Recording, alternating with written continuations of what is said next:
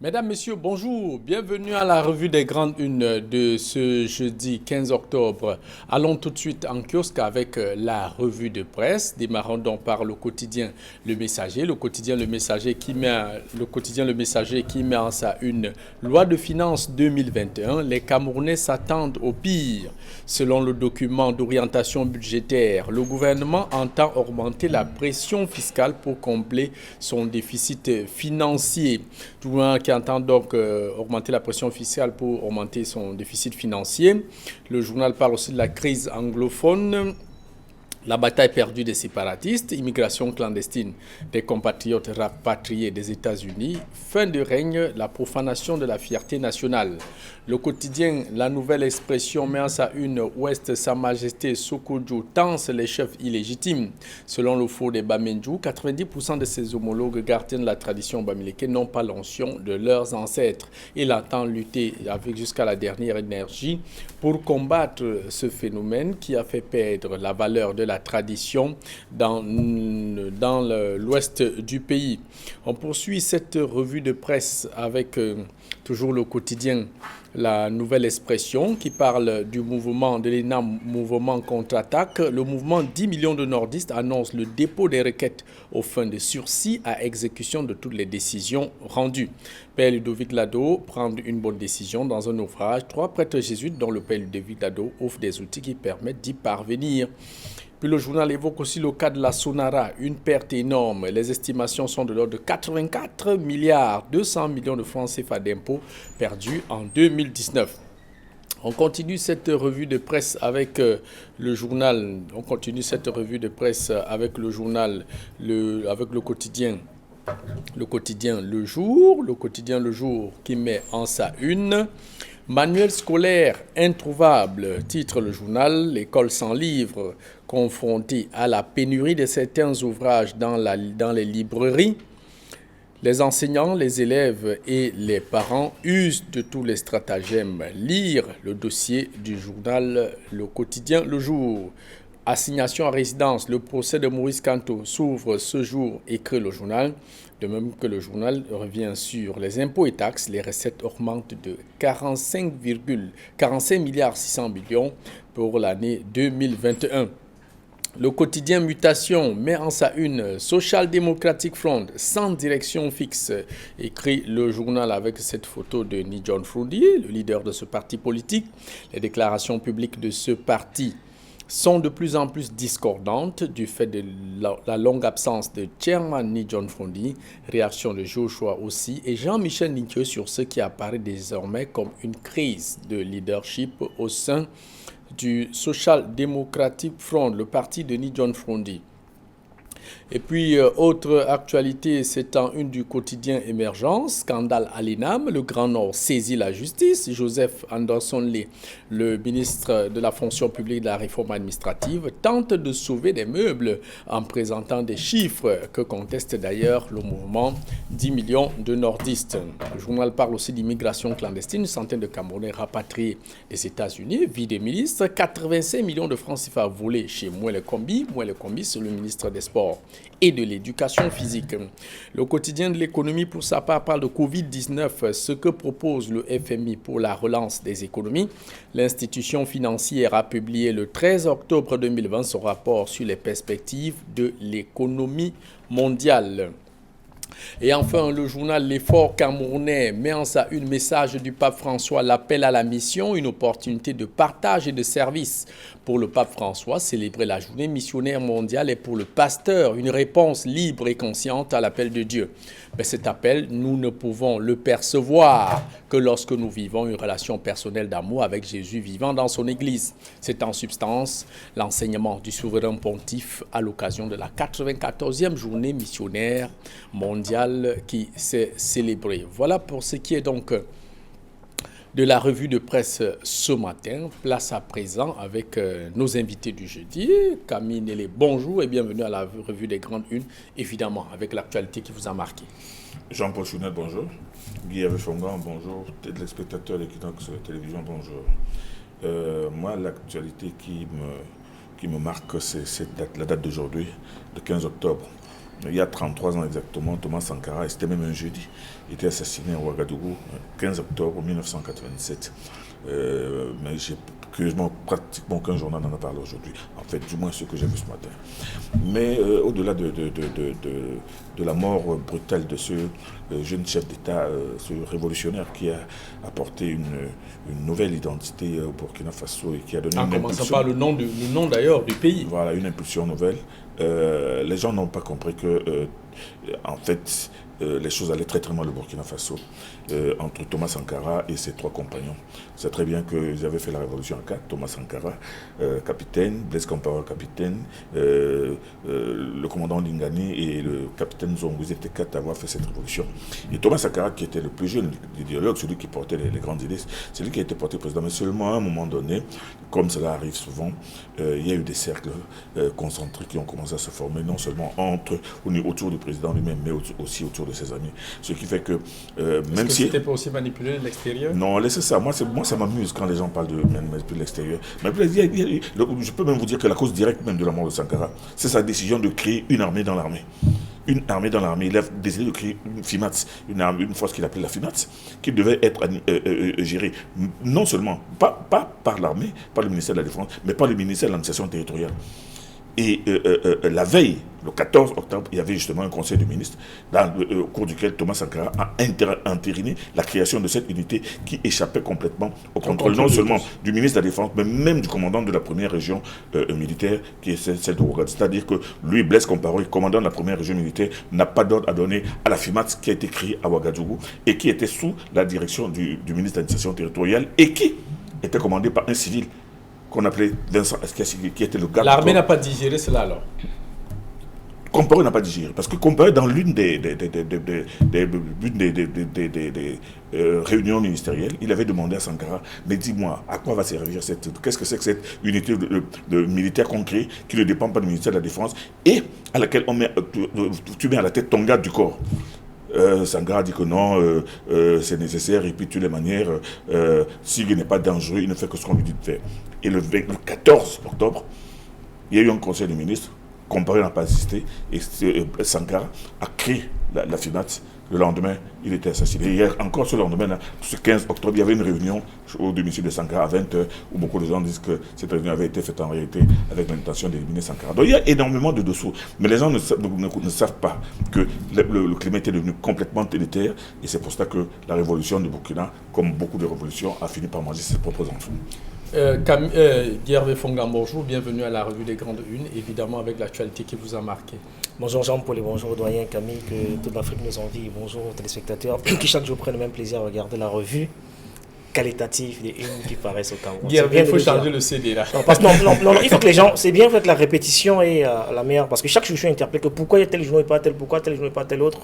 D'accord. Oui, des fois je suis obligé de dire tout le monde pense que son journal la revue c'est un fourre-tout, c'est tout n'importe quoi. Donc il y a une nouvelle presse, il y a des journaux depuis qui sont spécialisés dans un nouveau genre journalistique qu'on n'enseigne nulle part. Donc on ne devrait pas être voilà, on ne devrait pas la revue de la presse être une tribune pour les journaux qui ont une entreprise d'abrutissement des jeunes que nous encadrons.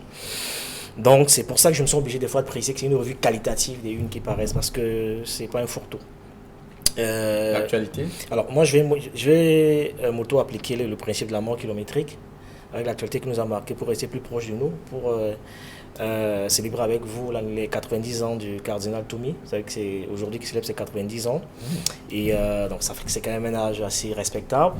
Pour me rappeler également avec vous que vous vous souvenez qu'en 92 il avait été appelé à porter, être à la tête d'une coalition de partis d'opposition d'Union pour le changement, qui à cette époque avait porté à sa tête John Fundi. Le cardinal avait décliné la proposition à cette époque-là, et maintenant qu'il a 90 ans, j'ai envie de dire que nous autres, nous gardons des souvenirs assez douloureux de cet épisode-là, et qu'il n'est pas tard de prendre son bâton de pèlerin pour ramener la société civile et les partis d'opposition sur la table pour qu'on ait une transition pacifique simple et que l'Église, aujourd'hui que la 90 ans, peut jouer un rôle important dans la transition vers laquelle nous allons fatalement arriver dans quelques mois.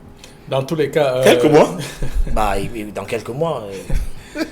Dans tous les cas, nous souhaitons un joyeux anniversaire. 2025, c'est demain, hein, c'est pas loin. Nous souhaitons un joyeux anniversaire au cardinal Christian Toumi. Il faut le dire qu'il est dans une famille qui a une culture de longévité. Sa maman est décédée à plus de 100 ans. Donc, joyeux anniversaire, mon nous cardinal. caressons encore le vœu de le voir aussi debout et qui joue sa partition pour nous ramener...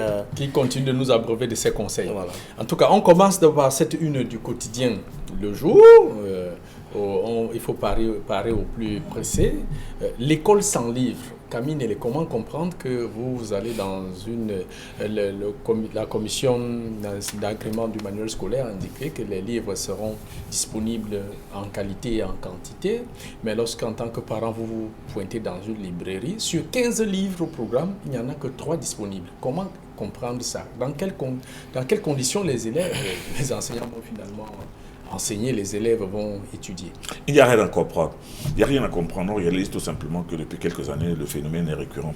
À chaque rentrée, on réalise qu'il n'y a pas telle maturité, il n'y a pas telle manière, il n'y a pas telle manière. Pourtant, les éditeurs et tous ceux qui avaient déposé leurs livres dans le service de la pédagogie au Cameroun étaient sûrs de pouvoir les livrer les livres. Mais comment se fait-il qu'à la rentrée, il n'y a pas de... Imaginez que jusqu'à la maternelle, ce n'est pas seulement au supérieur, jusqu'à la maternelle, parce que moi, par exemple, j'ai le problème de la maternelle avec ma petite fille qui entre la maternelle, il n'y a pas de livre de lecture. Vous fouillez dans toute la vie, il n'y a pas de livre de lecture. Pourtant, c'est bien inscrit au programme. Et ce n'est pas le papier qui manque au Cameroun. Ce n'est pas le papier qui manque, les auteurs qui manquent. Alors, on ne comprend pas. Alors, moi, je pense que dans une situation comme celle-là, les ministres chargés de ces départements devraient tout simplement être démis.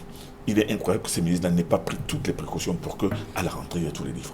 On veut bien croire qu'il y a eu le Covid, on veut bien croire qu'il y a eu des difficultés. Mais c'est chaque année qu'on observe. Mais on ne peut pas dire que le phénomène est pratiquement le même chaque année. Et ça, c'est incroyable. Incroyable. Les mêmes causes produisent les mêmes effets, les mêmes carences se produisent aux rentrées scolaires. Et cette fois-ci, imaginez, la rentrée scolaire a eu lieu un mois plus tard. Comment expliquer ça? Il n'y a pas Avec tout le temps dont on a disposé, l'école était pratiquement arrêtée depuis mars. C'est tout simplement scandaleux. C'est un scandale de trop. Guervé Fongan, sur ce manque d'ouvrage qui revient chaque année, est-ce que finalement les intérêts égoïstes, il faut aussi préciser que la production du livre, l'inscription au programme scolaire, ça a des gros enjeux financiers. Quelle est la part de responsabilité de l'État? Comment comprendre que l'État laisse faire le conseil d'agrément du manuel scolaire? Chaque jour, on entend des discours, et pourtant, sur le terrain, rien ne bouge. Moi, je suis amusé quand vous dites que l'État laisse faire. J'ai envie de vous demander quel est le secteur dans lequel l'État n'a pas laissé faire. Je veux dire que c'est visible dans tous les secteurs. Quand vous prenez n'importe quel secteur d'activité, on a le sentiment qu'aujourd'hui que l'État a démissionné de ses missions régaliennes. Prenez n'importe quel secteur au Cameroun, vous allez voir que l'État a abandonné les populations à eux-mêmes. C'est la triste réalité, mais c'est vrai. Et puis je ne suis pas étonné de ce qui se passe dans le secteur de l'éducation, parce que voyez-vous, c'est dans l'éducation qu'on fabrique l'idéologie, qu'on fabrique le Camerounais de demain tel qu'il devrait être. Et c'est à travers l'éducation qu'on construit, qu'on fabrique le Camerounais qui doit être demain tel qu'on voudrait qu'il soit. Mais tant qu'on regarde, quand on observe le mécanisme avec lequel nos livres sont inscrits au programme, on voit bien que... Parce que je ne comprends pas quel est ce phénomène où il faut changer les livres chaque année. C'est quand même surréaliste. À cette année-là, c'est-à-dire qu'on le forme, il n'y a aucune idéologie. On ne construit aucun Camerounais pour demain. C'est une navigation à vue extraordinaire. Et si vous voyez aussi aujourd'hui les pays qu'on appelle les dragons d'Asie, l'Asie sont enviés de par... Ils ont commencé par... C'est-à-dire qu'ils ont commencé par... L'idéologie. C'est à travers l'école qu'on a fabriqué des citoyens qui ont fait de la Chine ou alors de l'Asie, ce que l'Asie est aujourd'hui. Mais on a une école où c'est la navigation à vue en paix. On change de livre tous les 2 ans. Je ne sais pas. Si il y a quelques années, on nous a fait croire que le process avait changé, qu'on aura désormais un livre... Souvenez-vous quand nous étions plus jeunes. Nous utilisons les livres de nos grands frères, on laissait à nos petits frères, nos petites soeurs qui ouvraient la qualité de la confection du livre était solide, plus durable, mais chaque année, parce que c'est une mafia organisée, où il y a une rente on a créé autour de l'école, où il faut chaque année mettre de nouveaux programmes. L'année d'après, il faut les changer. Il faut satisfaire de nouveaux prestataires et on ne se soucie aucunement du Camerounais qu'on veut construire, du Camerounais qu'on veut bâtir. Et ça ne peut qu'aboutir à la rareté de ce type de choses. Et aujourd'hui, on peut le dire qu'un des livres, j'en ai fait l'expérience encore il y a la semaine dernière, il est difficile de trouver des livres de lecture. Il s'agit de Hachette, par exemple, qui n'est pas indiqué dans le domaine parlé, c'est Hachette. Maison d'édition. Qui est française. Le livre de lecture est quasiment introuvable sur le marché à partir de l'école primaire. Enfin, le tout, on vous dit que le livre n'est pas encore arrivé jusqu'aujourd'hui. Et il y en a comme ça dans plusieurs secteurs d'activité. Et quand vous prenez même la liste des livres au programme, un autre serpent de mer. C'est un autre serpent de mer. Vous vous rendez compte qu'en fait, de plus en plus, nous avons les auteurs prolixes et de qualité dans ce pays, mais qui ne sont inscrits nulle part au programme scolaire. Et on continue, 60 ans après les indépendances, à faire lire les livres aux enfants qui nous viennent de l'étranger. Je pense que c'est de la France. Non, cette attitude inconsciente qui singularise nos dirigeants, qui tend à se banaliser, je pense qu'il faut tirer la sonnette d'alarme, mais ça devient de plus en plus inconfortable. Il faut que les citoyens prennent leurs responsabilités et qu'on puisse avoir au niveau de l'éducation, des gens qui sont consciencieux d'une idéologie et du Camerounais de demain qu'on veut bâtir. Mais tel que c'est parti, c'est la navigation à vue. Oui, Camille, avant que vous ne réagissiez sur ce que vous voulez dire, vous êtes un parent, vous l'avez confirmé ici.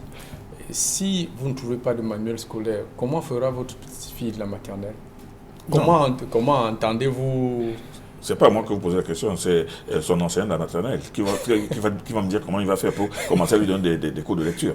Non, le problème est profond, le problème est réel. Mais moi, je n'aime pas cette formule l'État laisse faire. L'État ne laisse pas faire. Moi, je pense que c'est une question de responsabilité individuelle. Le responsable de l'éducation doit savoir qu'au moment où l'année se termine et que la prochaine année est en train d'arriver, quelles sont les personnes qui vont... Le ministre de l'Éducation de base, le ministre des Enseignements secondaires, le ministère de l'Enseignement supérieur. On a vu comment, quand le ministre Ngali Bibé est arrivé à la tête des enseignements secondaires, on a vu... Ça avait bougé. Ça avait changé complètement en l'espace de 2 ans. Avec des proviseurs inamovibles qu'on avait fait sauter. Il y a eu un changement extraordinaire et tout le monde a applaudi. Ce qui fait qu'il y a beaucoup de gens qui ont graissé des dents quand il est parti. On a estimé qu'il est parti trop tôt. Et maintenant, on a vu que dès qu'il est parti... On l'a changé comme on change les manuels scolaire finalement. Voilà. Au lieu de le laisser implémenter. Or, il avait mis en place un système extraordinaire qui avait boosté, qui avait créé un boom. Or, moi je pense que la responsabilité, un ministre qui arrive, qui est incapable de prévoir, de savoir que cette année scolaire va démarrer, j'ai tous les éléments, mes départements ont fait un bon boulot. Ce ministre, on doit le faire partie. Malheureusement, quand on dit l'État laisse faire, ce n'est pas l'État, l'État n'est pas un tout. C'est le ministre qui est le responsable, qui est un démembrement de l'État. Et c'est celui qui doit être sanctionné, et durement sanctionné. Et celui qui doit le sanctionner ne le fait pas. Oui, mais celui qui doit le sanctionner... C'est lui qui est garant, dépositaire du pouvoir de sanctionner. Vous savez, les gens ont tendance à penser que Paul Biya doit venir intervenir même dans nos cuisines. Mais Paul Biya nomme des gens à qui des responsabilités sont données. Mais si ces personnes-là sont incapables de faire le boulot, à ce moment-là, il ne faut pas attendre que Paul Biya frappe, Paul Biya fasse ci, Paul Biya fasse ça. Qui doit frapper? Non, ces personnes elles-mêmes doivent comprendre qu'elles doivent partir. On parle quand même d'un secteur sensible et névralgique, on parle quand même de l'éducation qui, en réalité, devait être la prunelle des yeux du chef de l'État. C'est-à-dire que si on a pour souci de construire et de bâtir l'avenir, de bâtir à partir de l'école. Si on n'est pas regardant sur ce qui se passe là-bas, je me demande bien comment est-ce qu'on gouverne son pays. Ça a des occasions de se poser des sérieux problèmes sur la capacité qu'on a à pouvoir diriger un pays. Si, même l'éducation, on ne s'implique pas sur ce qui s'y passe. Ça veut dire que nous autres, on est très inquiets sur l'avenir des Camerounais qu'on est en train de bâtir pour demain. On est en droit de dire que l'État a démissionné, parce que la vérité, quand vous prenez que ce soit le secteur de l'éducation, du sport, de la culture, de la musique, les citoyens sont abandonnés à eux-mêmes. C'est la santé, c'est les écrans de... Aujourd'hui, si vous n'êtes pas d'argent dans ce pays, si vous êtes malade, vous mourrez. C'est pour ça que vous mourrez. Beaucoup de gens demandent beaucoup de demandent un remaniement de pétrole en temps, parce qu'on a l'impression que la plupart des responsables, des ministres auxquels Paul Biya a donné des responsabilités, ils sont confortablement assis. C'est pour ça que les gens attendent. Ils attendent impatiemment. Parce qu'on ne les sanctionne pas. Effectivement. C'est comme un enfant. Si un enfant commet une bêtise, si vous ne dites rien, il a l'impression qu'il a bien fait. Et il va recommencer demain. Demain, il recommence. En tout cas, je vais m'adresser à l'enseignant de la petite fille de Camille Nélé. Elle s'appelle Serena Nélé. Oui, Serena Nélé. L'enseignant, madame la maîtresse, vous devez vous battre à trouver l'ouvrage, le livre dans lequel vous allez enseigner la petite fille de Camille Nélé. On sort sur ce sujet, sur cette note d'humour, pour parler à présent de la loi de finances 2021. Camille Nélé, le titre Le Quotidien Le Messager, les Camerounais doivent s'attendre au pire. Le journal indique que la loi, le document d'orientation budgétaire du gouvernement indique clairement que de 2021 à 2023, il y aura une augmentation des recettes fiscales, prévoit une augmentation des recettes fiscales de l'ordre de 385 milliards 500 millions de francs CFA. Quand on sait qu'en même temps, il y a la Covid-19 qui a paralysé l'économie nationale comme mondiale, et il y a trois régions du Cameroun qui sont déclarées zones économiquement sinistrées, ça a été dit par le Premier ministre chef du gouvernement. Comment comprendre que dans cette difficulté, on demande encore aux Camerounais de faire preuve de plus de résilience et pour satisfaire, pour permettre au gouvernement d'atteindre ses objectifs budgétaires. Ce titre du messager m'a donné la chair de poule. Je ne suis pas un spécialiste en économie ou en finance, mais rien qu'à lire ce titre et à voir les perspectives qui se dessinent, on sent qu'il y a une sorte de mise en marche d'une pression fiscale insupportable qu'aucun État ne peut supporter. En réalité, et à la base de cela, et moi je pense que c'est même la goutte d'eau qui a fait déborder le vase. Et le journal a donné avec des chiffres bien précis. Mais ce sont des chiffres bien précis qui laissent voir effectivement qu'il y a une démarche faite par le ministère des Finances de multiplier la pression fiscale par 3, 4, 5. Mais pour moi, ce qui a fait déborder le vase, c'est cette nouvelle taxe. Sur le téléphone. Sur le téléphone que... vous achetez, non pas que vous importez. Je dis, beaucoup de gens ont trouvé tout simplement absurde. On se demande si on n'est pas dans le livre de Fantasia au pays des ploucs. On vous dit, écoutez, vous achetez le téléphone, mais la personne qui a acheté le téléphone, qui importe le téléphone... Il prend sa marge bénéficiaire. Parce que cette personne n'a pas payé les taxes. C'est vous, le consommateur, qui paye. C'est-à-dire c'est d'une absurdité extraordinaire, quelles que soient les circonvolutions par lesquelles on va faire gober cela au Camerounais, en leur faisant comprendre, non, il faut que... Mais que fait-on de la TVA ? Maintenant, que fait-on maintenant de tout ce qui peut produire de la valeur ajoutée au Cameroun ? Il est vrai que le pétrole qu'on avait trop facilement considéré comme la seule source de revenus au Cameroun, mais il y avait par exemple l'agriculture. On sait très bien que le Cameroun produisait du cacao, il produisait du café. Le Cameroun a d'énormes potentialités sur le plan de la production agricole. Que fait-on de ça ? On a abandonné tout cela pour nous focaliser uniquement sur le pétrole et maintenant sur les services. Quand on regarde par exemple qu'au niveau... Au point d'importer l'huile de palme du Gabon. Alors, on ne comprend plus rien du tout. C'est-à-dire qu'on a l'impression que toute cette flopée de docteurs et de professeurs que nous avons, qui nous sortent des universités tous les jours et qui nous sortent, qui nous brandissent des longues théories. Des théories savantes pour nous expliquer ceci ou cela, j'ai l'impression qu'ils ne mettent pas au service du développement du pays et surtout pour faire comprendre qu'un pays qui croule sous les impôts, sous la taxe, c'est un pays qui va tout simplement... Sans compter la dette. Alors, sans compter les dettes. Vous avez cité et la guerre et toutes les autres charges. Mais maintenant, si on met une pression fiscale, non, on va se retrouver au bord de tout simplement de l'étranglement. Le pays va être... Les populations vont être étranglées. Ces populations qui elles-mêmes, en réalité, ont très peu de revenus. Ces populations elles-mêmes qui sont maintenant, dont les problèmes ont été multipliés par le Covid et tout le reste, comment voulez-vous que ça en soit ? Tout simplement parce que nous avons certainement un ministre des Finances qui, lui, au lieu de chercher des niches de rentrer d'argent, lui il va plutôt trouver que le meilleur moyen d'amener l'État à avoir de l'argent, c'est d'attraper les justiciables au cou, les justiciables eux-mêmes qui n'emmènent pas l'argent. Donc moi je crois que c'est une mauvaise politique qu'on est en train de vouloir faire et c'est une mauvaise stratégie que de dire déjà aux populations que vous allez faire quoi, vous allez sauf que payer les taxes. Et ça c'est pas bon. Guy Hervé Fongan, on se rappelle qu'à plusieurs sorties, le président de la République avait demandé aux Camerounais de retrousser les manches. Les manches ont été retroussées. Le bout du tunnel est visible. Jusqu'ici, le bout du tunnel ne voit pas. Maintenant, on demande aux Camerounais de serrer la ceinture, certainement au point de se couper en deux. Il y a cette taxe de téléphone.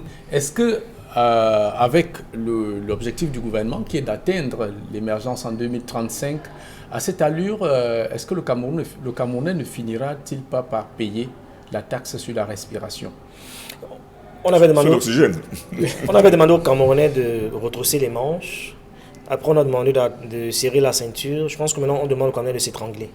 C'est vers ça qu'on tente, de s'étrangler, de se suicider. Parce que les gens ont l'impression que c'est un jeu. Mais ce qui se passe là, je suis chaque jour un peu plus conforté dans l'idée selon laquelle il y a des gens dans ce sérail qui font tout pour que ce pays implose, qui créent les conditions d'une implosion et d'un soulèvement.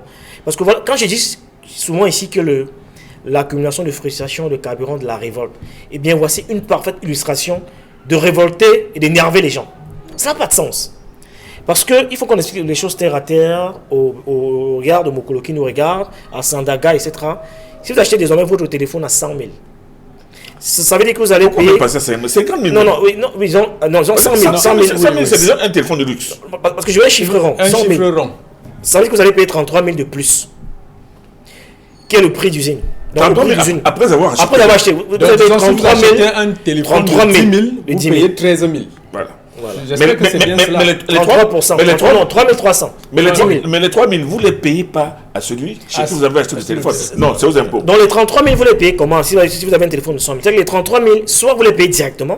Soit vous mettez du crédit. Soit vous mettez du crédit et on débite jusqu'à ce que les 33 000 soient atteints. Mais c'est totalement surréaliste. Ça n'a aucun sens. Sans preuve que vous avez... C'est stupide. Et on vous dit ça, mais c'est le prix d'usine. On a déjà vu ça. Et vous savez que l'État vient nous démontrer qu'en fait l'État est incapable de traquer les délinquants fiscaux. Voilà. Mais viens, c'est le consommateur lambda qui met.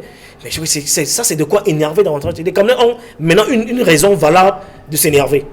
Ça veut dire que si vous savez que, on dit 100 000, 33% c'est le prix d'usine. Tout à fait. Vous savez que plus les années passent, plus le valeur d'un téléphone se dégrade. Ça veut dire que le commerçant qui achète le téléphone à 100 000, qui, du moins à 80 000, qui allait le revendre à 100 000 en 2020, en 2022, ne peut pas le même téléphone à 100 000. Il va le revendre l'année d'après à 70 000 parce que plus qu'il y a de nouveau, ça évolue et puis le téléphone baisse le marché. Ça veut dire que celui qui viendra acheter le téléphone, ils ont le Mercurial ou ils ont le prix d'usine du téléphone qui a 100 000, qui coûtait 100 000 en 2018. En 2022, ils auront toujours prix d'usine 100 000. Et le commerçant qui a le stock sera obligé de brader. Mais vous allez continuer à payer 33. Pour ça qu'il y a tellement d'incongruences et d'incongruités, je me réjouis. On a reçu le monsieur qui est censé piloter cette affaire, je l'ai écouté sur la CRTV, mais il était perdu. Lui-même, il a du mal à expliquer de quoi il s'agit. C'était totalement surréel, vous l'écoutez, il bavait, il bégayait, machin, il ne peut pas l'expliquer. Or, ce que l'on conçoit bien, même s'il faut mentir intelligemment. Ce que l'on conçoit bien, s'énonce clairement. Et les mots pour le dire arrivent aisément. Quand je dis que le consommateur lambda est abandonné, il y a quelques mois que l'État a démissionné, il y a quelques mois, souvenez-vous, tout le monde aime autant créer aussi pour dire que on a acheté le cajou de tomate à 400, 500 francs. Ça faisait même ceux qui... Après, c'est monté à 12 000. Voilà, même ceux qui, à l'époque, mangeaient la sauce tomate en Noël, pendant au moins quelques mois, c'était devenu récurrent et banal. Sauf qu'il y a une flambée, c'est parti de 500 francs à 7 000, 8 000, 10 000. Sans qu'on explique... Et le consommateur est toujours abandonné. Mais maintenant, on ne dit plus rien. Maintenant, pour avoir la tomate, c'est un luxe. On ne dit plus rien. On a tout fait pour écouter les producteurs, mais le end user, le consommateur final, est encore une fois de plus sacrifié et abandonné. C'est compris. Vous avez cité ce monsieur qui est chargé, ce civil. J'ai suivi à la CRTV. Qui est chargé. Il n'a même pas pu expliquer de quoi il s'agit. Du recouvrement de cette somme. Alors pour la première fois, on se retrouve avec quelqu'un qui n'est pas un fonctionnaire, qui n'est pas du ministère des Finances, qui n'est pas du ministère des Postes, qui n'est pas de la direction des impôts, mais qui est un civil, qui est chargé de recouvrer cet argent. Bien entendu, ça veut dire qu'il sera payé. Mais seulement ce que les gens ont appris par la suite, c'est que ce monsieur, on l'a déjà vu dans beaucoup d'opérations de ce genre, où il a joué des intermédiaires, notamment l'affaire des faux ordinateurs que le ministre Famine Ndongo continue à distribuer 3 ans après. Parce que vous savez cette histoire que le ministre Famine Ndongo avait créé de toutes pièces le cadeau du chef de l'État à la jeunesse, où il a forcé la main en allant faire passer 500 000 ordinateurs. 500 000 ordinateurs. Et il n'a pas encore fini de les livrer. Hein. Voilà, ce monsieur est à la tête de cette histoire-là. Et les ordinateurs qu'on nous avait présentés comme des ordinateurs coûtant 150 000 francs, mais qui en réalité n'avaient pas une valeur. Une valeur de même de 50 000. Et puis, Jean-Paul, quand on parle d'impôts que l'État perçoit, est-ce que vous voyez, si vous prenez, je vais prendre un seul cas pour illustrer. Regardez l'État. Non, on finit. Regardez l'état de nos routes, par exemple. L'état de nos routes. Depuis qu'on a mis les péages. Aujourd'hui, avant, on faisait un Banga Douala en 45 minutes. Aujourd'hui, vous faites 2 heures pour arriver en Banga. Avec les accidents. Parce que la route s'est dégradée à un état incroyable. Et il y a des péages. À quoi sert ce péage? On fait 2 heures de temps aujourd'hui pour arriver là-bas.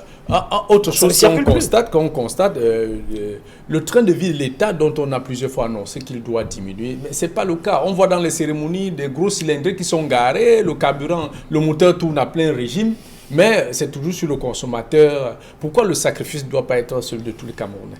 Vous savez, la classe gouvernante et la classe dirigée. Vous savez, entre le discours et la volonté du chef de l'État, de réduire le train de l'État, et maintenant le confort des ministres eux-mêmes, qui ne se gênent pas pour se faire plaisir, vraiment il va falloir qu'on crée même une structure intermédiaire pour amener les gens effectivement à réduire leur train de l'État par la force. Parce que c'est extraordinaire. Vous avez souvent l'habitude de le dire, il y a des gens qui font tout pour énerver les Camerounais, mais en passant à côté des prescriptions du président de la République, mais en faisant tout pour donner l'impression que c'est le président qui est responsable, le président ne dit rien, donc il permet. Donc on se retrouve dans une situation où on a des fonctionnaires, on a des comités d'État, mais en réalité qui ne font rien pour faire avancer le pays, mais qui font plutôt tout pour l'enfoncer. Et ça, c'est inacceptable.